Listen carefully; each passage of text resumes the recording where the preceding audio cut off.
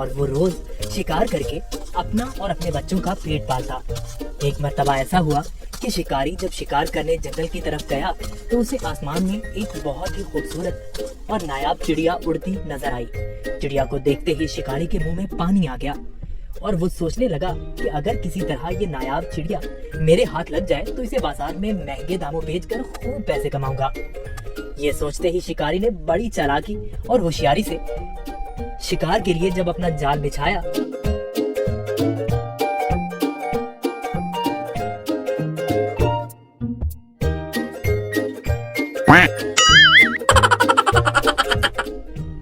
तो उसमें वो खूबसूरत चिड़िया फंस गई।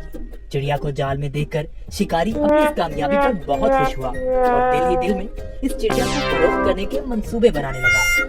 चिड़िया जाल से बाहर निकलने के लिए खूब फड़फड़ाने लगी, लेकिन जब चिड़िया की सारी कोशिशें नाकाम हो गईं और उसे जाल से आजाद होने की कोई सूरत नजर न आई, तो उसने मायूस होने के बजाय बड़े इत्मीनान से शिकारी की तरफ देखा और कहने लगी,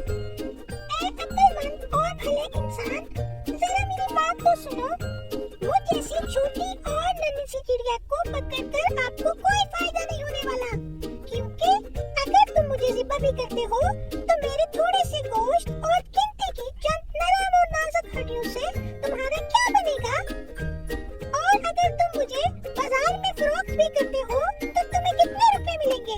लेकिन तुम मेरी बात मानो और तुम मुझे इस कैद से आजाद कर दो तो मैं तुम्हें इसके बदले 3 ऐसी कीमती और अनमोल नसीहतें करूंगी जो हमेशा तुम्हारे काम आएंगी। इनमें से पहली नसीहत मैं तुम्हारे हाथ पे बैठ के करूंगी, और नसीहत ऐसी होगी जिसे सुनकर तुम्हारा खून और बढ़ जाएगा। और दूसरी नसीहत दीवार पर बैठकर करूंगी जो बहुत ही आला और कारामत होगी। इसके बाद तीसरी और आखिरी नसीहत दरख्त की शाख पर बैठकर करूंगी।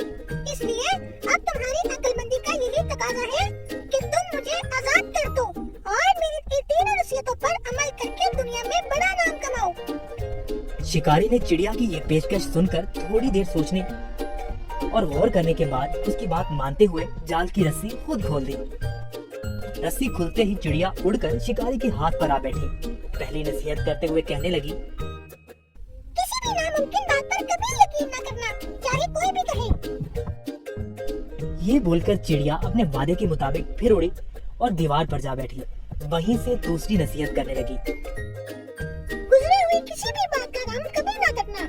मेरे इस छोटे से वजूद में 10 दिरहम का एक ऐसा कीमती मोती है जिसकी मिसाल पूरी दुनिया में कहीं नहीं। और इस महंगे मोती को पाकर तुम और तुम्हारे घर वाले खूब ऐशो इशरत से जिंदगी गुजार सकते थे, मगर तुम्हारी किस्मत पर अफसोस, तुमने मुझे आजाद करके एक बेमिसाल मोती अपने हाथों से खो दिया। इतना सुनना ही था कि शिकारी जोर जोर से इस तरह रोने और चिल्लाने लगा जैसे उसका कोई अपना करीबी रिश्तेदार मर गया हो। रोते रोते बार बार ठंडी आहें भरता और कहता, हाय हाय मैं तो लुट गया, बर्बाद हो गया। अरे मुझ बेवकूफ ने क्या कर दिया, हाथ आए खजाने को खो दिया। ऐसी नादिर चिड़िया क्यों आजाद कर दी। शिकारी जब खूब रो धो चुका तब चिड़िया ने उसे मुखातिब करते हुए कहा,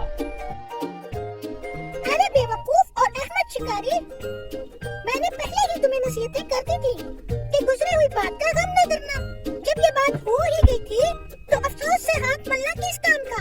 और हाँ, ए नादान शिकारी, तुमने मेरी पहली नसीहत भी तो गौर से नहीं सुनी। मैंने कहा था ना कि किसी भी नामुमकिन बात का हरगिज़ यकीन नहीं करना चाहिए, हाँ वो कैसी ही क्यों ना हो। अब जरा कल से काम लो और देखो तो सही, वो नन्ही सी जान का पूरा वजूद 3 दिरहम से ज्यादा का नहीं है, तो फिर 10 दिरहम का मोती मेरे छोटे से वजूद में कैसे हो सकता है। बेशक कहती तुम ठीक ही हो ए नन्ही मुन्नी चिड़िया, वो तीसरी नसीहत तो बताती जाओ। अरे भाई, तुमने मेरी पहली नसीहत पर कौन सा अमल कर लिया जो मुझसे तीसरी नसीहत भी सुनना चाहते हो। वो कीमती नसीहत तुम जैसे नादान इंसान के लिए नहीं है। ये कहते ही फिर से चिड़िया उड़ी और शिकारी उसको देखता ही रह गया। देखा बच्चों आपने, वो नन्ही सी चिड़िया कैसे अपनी अक्लमंदी से इस शिकारी से अपनी जान बचाने में कामयाब हो गई।